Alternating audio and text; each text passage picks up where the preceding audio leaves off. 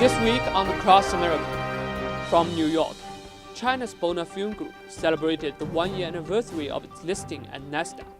From Los Angeles, the first Chinese culture, heritage, and history competition for youth was held in Southern California on December 4th. From Washington, D.C., Dr. Henry Kissinger talks about his years in Washington, D.C. and his new book on China. Editorial special. As U.S. questioned the sincerity of China to fight on climate change, columnist Chen Weihua purports that the U.S. setback should not halt China's pace.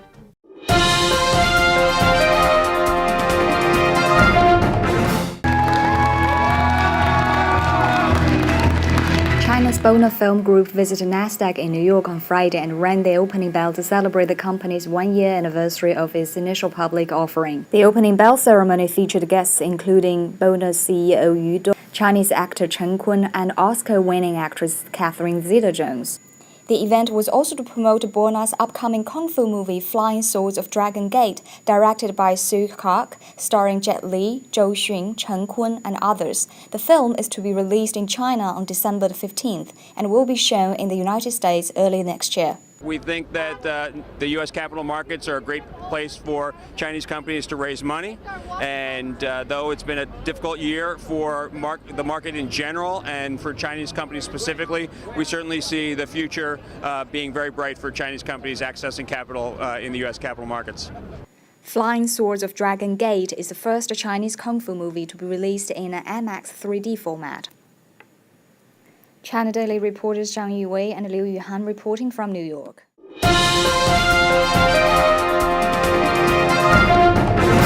The first Chinese culture, heritage, and history competition for youth was held in Southern California on December 4th.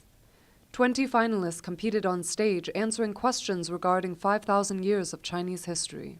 The finalists had advanced through rounds of preliminaries and semifinals since February. 9 of the 20 students won first, second, and third places. 15-year-old first-place winner Lilac Peterson participated in the competition with her twin sister Dahlia. Both of them are half Caucasian and half Chinese. The 9 winners received sponsorship to travel to China for free. Chinese Consul General Chu Shaofang said that Chinese culture is the shared soul for Chinese around the world in different generations.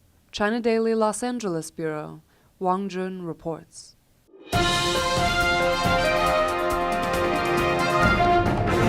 Dr. Henry Kissinger, former U.S. Secretary of State and the Nobel Prize winner, participated in the annual meeting of the Board of Trade in Washington, D.C. on December 7th.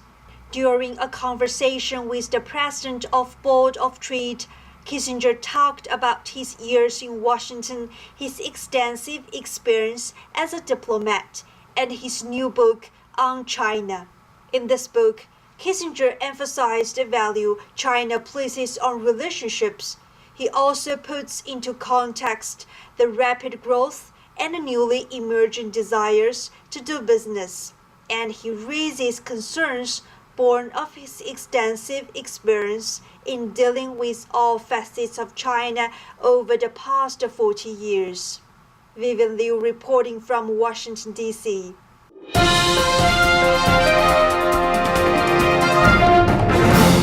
After 2 weeks of debates, lobbying, and demonstrations, the UN Climate Change Conference will close on Friday in Durban, South Africa. However, reaching any legally binding treaty on carbon emission still seems to be mission impossible. That should come as no big surprise, as world leaders did not bother to attend the conference.